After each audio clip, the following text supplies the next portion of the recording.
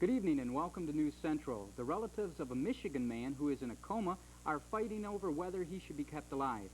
And a murder in Battle Creek creates a new set of bills. I'm Renee Nott. And I'm Tim Wright. News Central is next.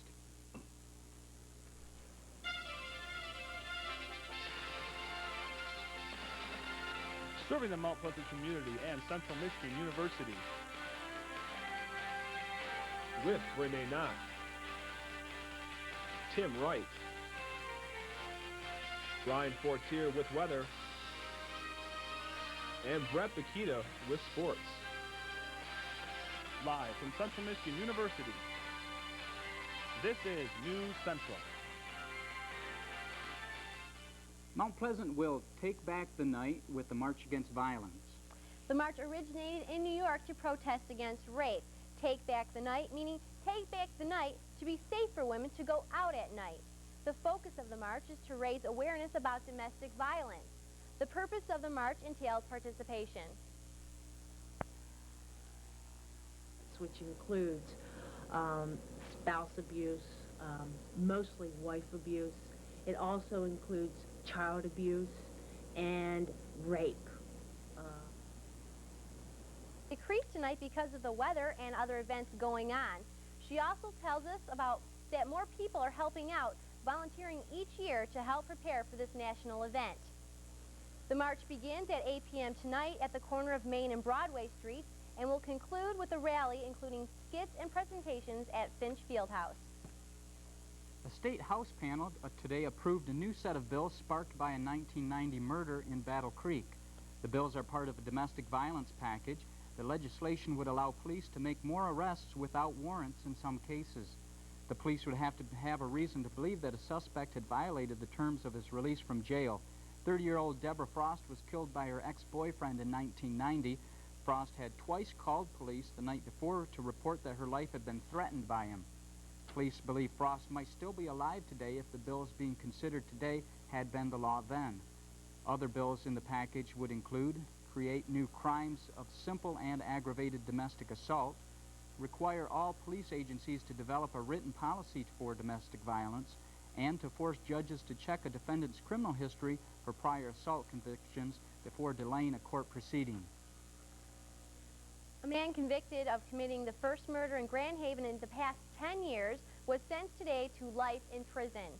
29-year-old Randall Cherry was found guilty in March of first-degree and felony murder for the death of 43-year-old Elsie Garrison. Prosecutors say Cherry assaulted, stabbed, and then set Garrison's body on fire. Cherry showed little emotion during his sentencing by Ottawa County Circuit Court Judge Wesley Niekamp. Cherry will be sent to the Southern Michigan Prison in Jackson to serve his sentence. A 4-year-old Eaton County girl remains hospitalized in critical condition after surviving a fire which engulfed her apartment Saturday. Ashley Burton's mother, Cheryl Craig, and sister Andrea Hamilton did not survive the blaze at their Delta Township apartment. Fire Chief Victor Hilbert states that food burning in a pot on a stove ignited the fire and a smoke detector in the building had been disconnected. Family members are fighting over whether a man should be kept alive after being in coma since 1989. Patrick Yetzke suffered a severe closed head injury in a collision near his home and has been in a vegetative state ever since. Yetzke's wife asked Kent County probate judge to cut the life support system to her husband. But Yetzke's father says that she is only doing it to collect the inheritance and filed for divorce on his son's behalf in March. Doctors stated yesterday that he is in a persistent vegetative state with no prognosis for recovery. Inmate Robert Williams attended his preliminary hearing on charges of trying to infect a nurse with AIDS when he threw his urine specimen at the nurse. Williams was ordered 2 weeks ago to wear a mask by District Judge James Justin during arraignment. This was done to prevent Williams from spitting on court personnel. But Jackson District Judge Charles Falahy ruled that the mask violated Williams' civil rights and ordered the mask to be removed. Williams is charged with assault with intent to kill, assault of a prison employee, and assault with a deadly weapon stemming from the alleged incident. A Michigan high school student has fallen into a coma after she contracted a case of meningitis. The senior from Seaholm High School in Oakland County became ill Wednesday during a trip to Cancun. Meningitis was potentially a deadly disease that is caused by bacteria that wraps around the brain and spinal cord. Health officials warned the other 50 students on the trip to watch for the symptoms of the disease. The disease is transmitted through loose contact, including eating and at the same table or kissing. Police in Essexville are searching for the mother of a newborn girl found in an office building. The baby was taken to an area hospital where doctors determined that she was born sometime yesterday. Security guards found the baby with a note asking for someone to take her to the hospital. A spokesman for the hospital says the baby will be kept for 3 days and then placed with a foster family. Meanwhile, police are asking local hospitals to be on the lookout for the mother because she may need medical treatment. A milk-based formula is being introduced by the Mead Johnson Nutritional Group. The formula helps babies who suffer with gas or diarrhea due to inability to digest natural sugar in milk. Mead Johnson Medical Director Dr. George Baker says researchers have found a way to remove the lactose from the milk without using chemicals. Lacto-free will allow lactose-sensitive babies to drink milk instead of a soy-based substitute. A Mead Johnson official says the product will appear in U.S. stores this month. It's that time of year again, a time when CMU students begin preparing for finals week. How do they prepare? News Central went out on campus to find out. Try to get a lot of sleep, study, cram, like I'm sure every other college student does. And I don't know. Nothing real special, I guess. Any kind of those other things like no doze or staying up long hours? Lots of coffee. Basically, I'm not. I'm still catching up from the rest of the semester. I'm one of those people who wait to the last minute and do everything the night before. Oh, I've been in my room studying, and then can't study much in my room, so I go down to the cafeteria and just study a little bit at a time, not gonna cram. Just studying hard. And now Nicole Ouellette is in for Brian Fortier to give us our weather highlights. Well, there is some good news and some bad news with our weather coming up, and in a few minutes, I'll give you the full forecast. Hey, Chris. A former Michigan Department of Commerce director may be headed to the White House. And a new electronics center breaks ground. We'll be right back.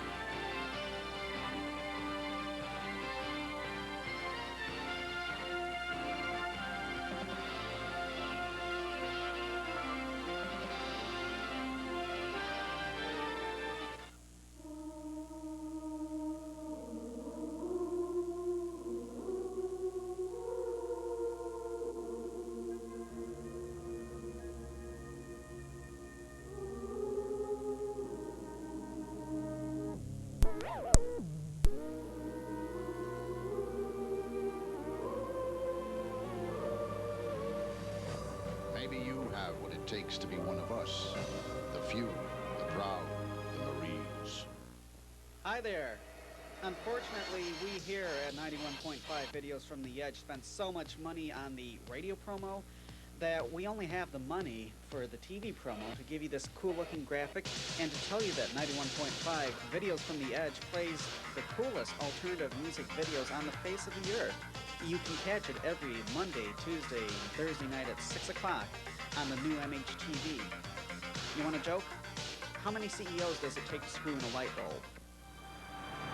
Personally, I learned about the disease and all the implications when my brother was diagnosed. And it was a harsh reality. I had to learn a lot very quickly. Even though I thought I knew a lot about AIDS, the picture changed when it became a family issue. If I, the son of a Baptist minister from basically a rural area, can acquire AIDS, anybody can. Obviously, women can get AIDS. I mean, I'm certainly here to witness to that. That it's not a we-they disease, it's an us disease. AIDS is not a problem that affects other people. AIDS affects us all. Know the facts about AIDS. Know how to protect yourself and your family. Tell others. For answers to your questions about AIDS, call 1-800-342-AIDS. The General Accounting Office says the Secretary of Defense should make the armed forces work together. The government would have an easier time deciding on which bases to close. Officials have said that the 165 bases and realignment proposals by Defense Secretary Les Aspin were generally sound. The cutbacks include the closings of 31 major bases and closings or alterations of 122 smaller bases. The eight-member commission has until July 1st to report to President Bill Clinton on their review of Aspin's proposals. Executives of the Ford Motor Company and Japanese officials broke ground today in Hiroshima, Japan, for a new electronics center. The Ford Electronics Development Center is expected to begin operation by the end of the year. Ford intends the testing facility to put their engineers closer to potential Japanese customers. The initial function of the plant will be to provide support for business with Mazda Motors. Ford owns 25% of Mazda. President Bill Clinton is planning to nominate former Michigan Department of Commerce Director Douglas Ross as the Labor Department's Assistant Secretary for Employment and Training, says the White House today. Ross headed the department from 1984 to 1989. He now heads Michigan Futures Incorporated, which is a nonpartisan initiative aimed at promoting a strategy for Michigan's economic development. Other announcements are the nomination of E. Olin Berg for the security post in the Labor Department and the appointment of Beth Nolan to the National Commission on Judicial Discipline and Removal. Also, a mid-Michigan snowstorm is the cause for lower quarterly profits, according to Kmart. Kmart Chairman Joe Antonini says the Troy-based company is expecting earnings from the first quarter to be lower than the $116 million earned the first quarter of 1992. Antonini added that sales rose in April, but not enough to offset the profit loss in March. The storm that closed the more than 400 stores along the East Coast is the same storm that was referred to as one of the worst storms in the century.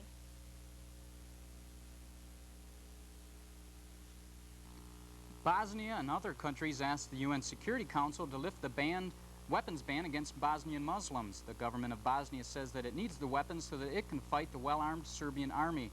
Serbs have seized 70% of Bosnia since the country seceded from Yugoslavia in February 1992.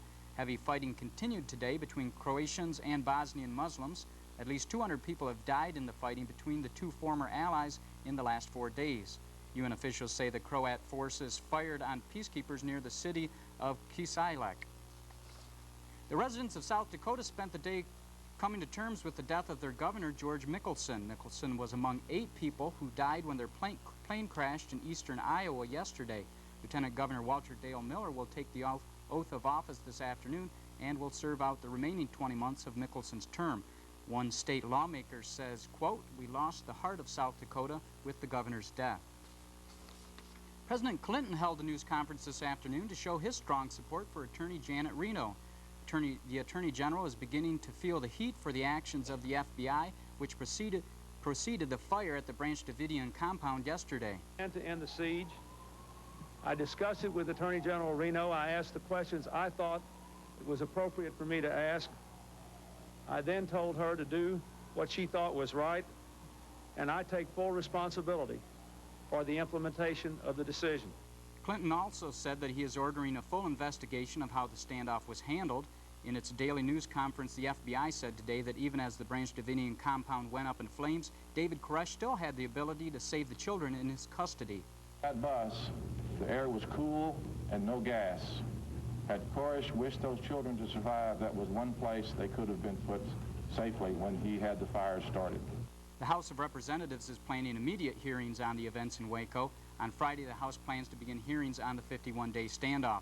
Federal witnesses will include FBI Director William Sessions, Attorney General Janet Reno, and the Director of the Bureau for Alcohol, Tobacco, and Firearms. Coming up on News Central, we'll have Bret Bakita in with sports. And Nicole Ouellette with the weather. We'll be right back.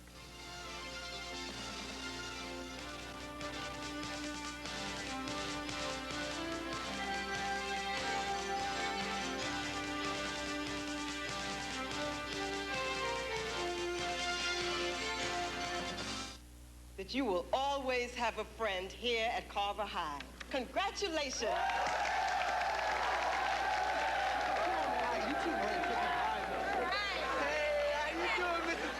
Decide what you're going to do after graduation, Michael. Yep, I'm going to go home and make a sandwich. Well then, Michael. Hey, how you doing, Mr. G? I'm fine. What are you doing after graduation? I don't know. I was thinking about going home and brushing the teeth and combing the hair. Hey, what's up, girl? We made it. Hey, I couldn't have gotten through physics without you. Yeah, well, you're on your own at college. It's not fair. That's all right. I'm going to get a job, you know. I'm start working, I'm saved. And I'll be in college in another year or two. So, what do you have planned, Mike? I think I'm going to go home and make a sandwich. It's okay, man. Support the United Negro College Fund. A mind is a terrible thing to waste. Having the right resume is vital to your future career. That's why you need a resume from Copy Corner, your professional resume headquarters. Copy Corner will help you every step of the way, from writing to layout to printing. And you'll end up with a resume to impress any prospective employer. For one resume or 100, you can't beat our prices, high quality, or fast service. So for a professional resume, contact the experts at Copy Corner, located in Saddler Square, Big Rapids, and the Cinema Plaza, Mount Pleasant. That's my dad. And that's Mom. Dad's got an idea. A way to get rid of all the grody garbage that's polluting the world. He's invented a big rocket ship to shoot all the garbage into outer space. Mom's not sure. But Dad says his invention will save the world. There's an easier way to save the world. Recycle. For your free recycling action guide, write Recycle. Environmental Defense Fund, 257 Park Avenue South, New York, New York. Well, here's a look at the current temperatures. Currently it's 33 degrees, the dew point is 28 degrees, humidity is 89 degrees, and the barometer is rising at 29.69, and the winds are out of the north from 10 miles an hour. Let's take a look at the national map. Okay, over here, it's mostly dry but a little bit cloudy. We got some weather, some sunny weather in through here. It's kind of dry. Along here they're experiencing a lot of damp weather, which is bringing a lot of rain, a lot of clouds. As you can see right here, there's a lot of thunderstorm activity, and there is a thunderstorm watch in this area. This weather front way back here will be moving across here and giving us a little bit drier weather, but it'll be on the little bit cooler side. So I guess that's what we have to look forward to in tomorrow and a couple weeks to come. Okay, and the state map, if we can look at that. Okay. For the most part, it's pretty warm to the south, and as you come up a little bit northern, you'll see a little bit colder temperatures, with the exception of Iron Mountain way back here.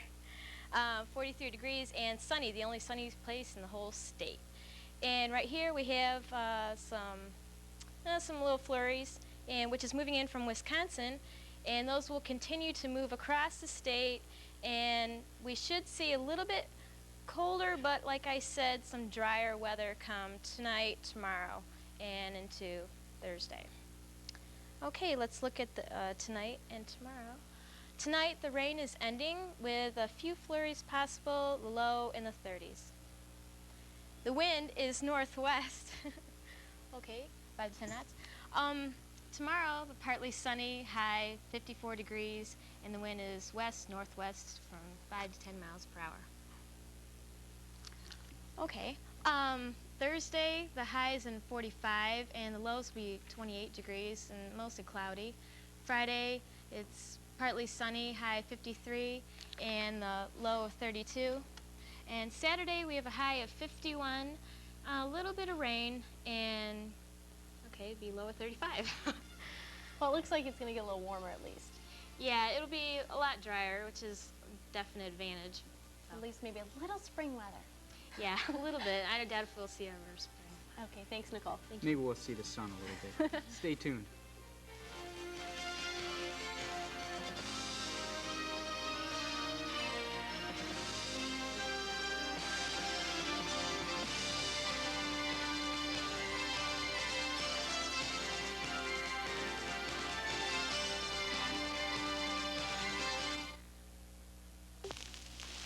you before we went to see the kids to wrap them water pipes with insulation. Yeah, should have listened. And didn't I tell you to leave the doors under the sink open? Yeah. And leave the heat on? Yep. You know, if you'd done all them things, we wouldn't have had to rip out the wall-to-wall carpet when we got home. Yep, I know. And we wouldn't have drowned the Victrola.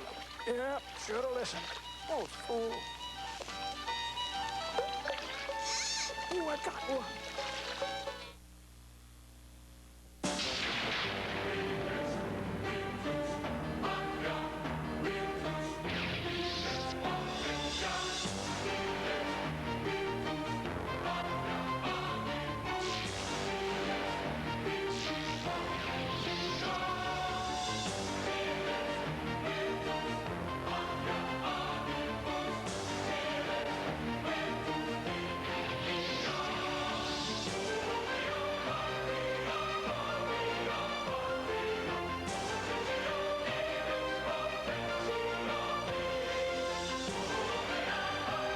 To compete, you've got to be strong. To win, you've got to be smart.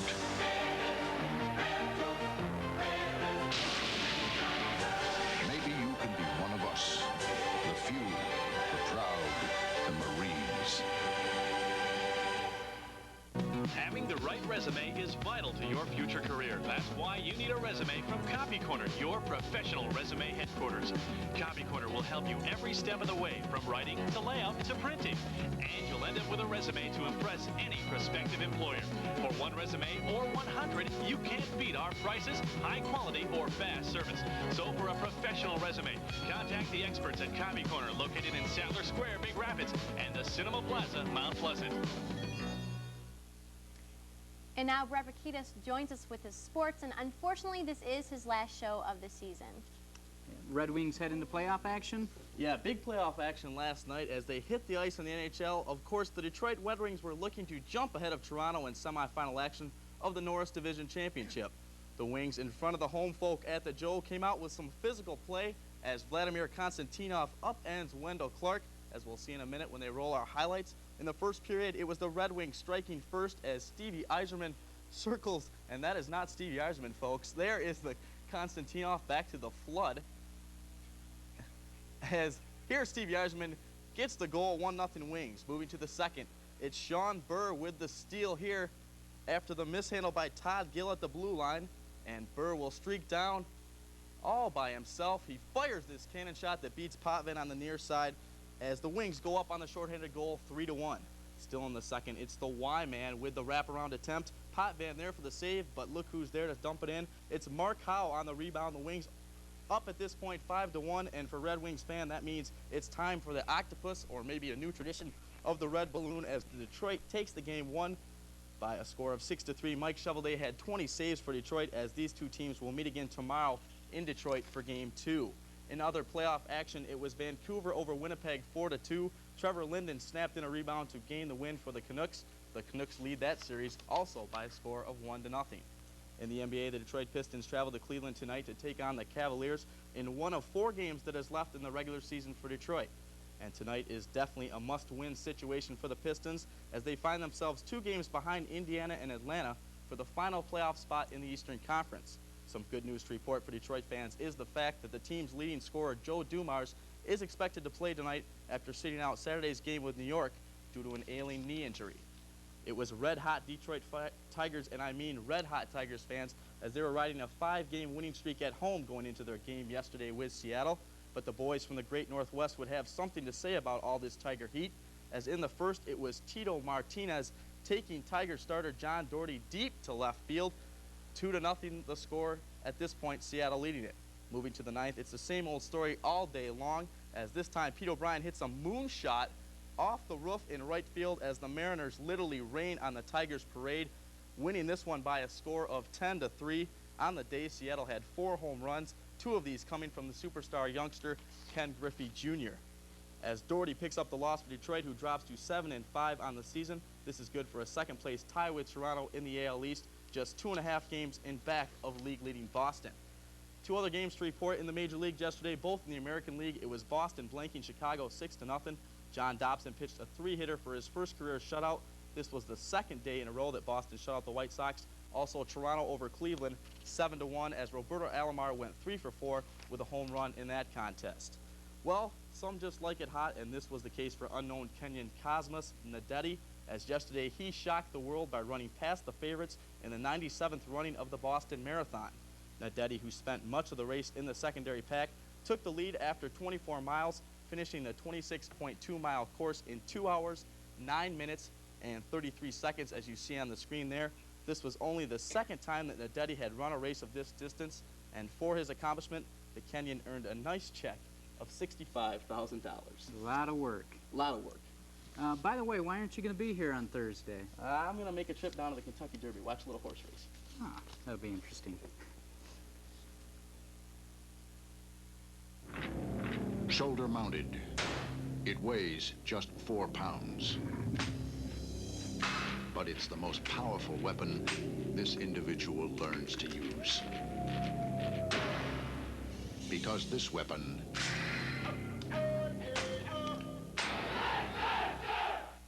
is the mind of a Marine. If you put your mind to it, maybe you can be one of us, the few, the proud, the Marines.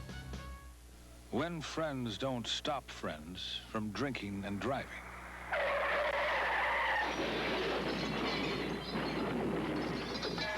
Friends die from drinking and driving.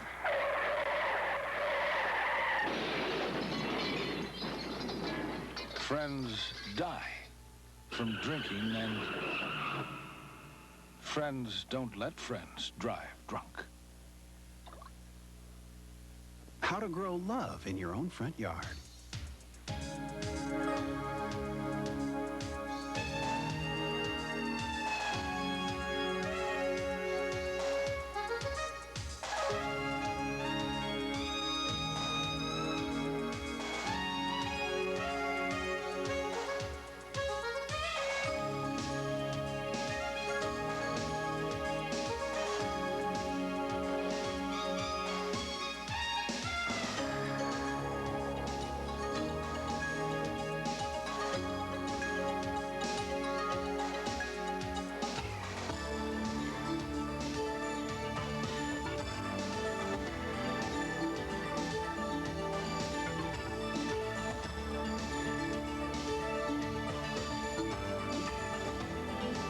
Love isn't just something you say, it's something you do. From the Church of Jesus Christ of Latter-day Saints. A Detroit man has pleaded guilty to getting a free hotel room and limousine service by posing as a female soap opera star.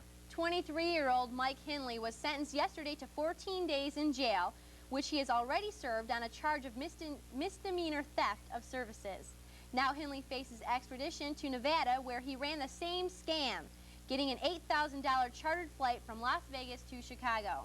Police say he used the name Trisha Tucker. There is no such star, but two of the hottest characters on daytime soaps lovings are Trisha and Tucker. What a guy. So, sending out the resumes and... Sending out the resumes, and if you guys want any bets on any horses in Kentucky, give me your money now. So what else are you going to do besides watch the Derby? We're going down there, Jason Smith and I are going down there for a seminar, and then we get to work for ABC Sports for the week. Oh, so we're pretty wow. excited. It's a little business with the pleasure. Little business, little business. Maybe hook up for a job. We can see a little bit of sun tomorrow? Hopefully, but not likely. Not likely. At least a little warm weather. At least a little warm weather. What about Kentucky? Will there be any sun in Kentucky? Yeah. Looks like rain there. Looks like rain. Okay. Go ahead. Well, goodbye to Bret, and we wish you luck. Thank you. And we wish you luck in the future. Thank you very much. And that's it for News Central. Have a nice night.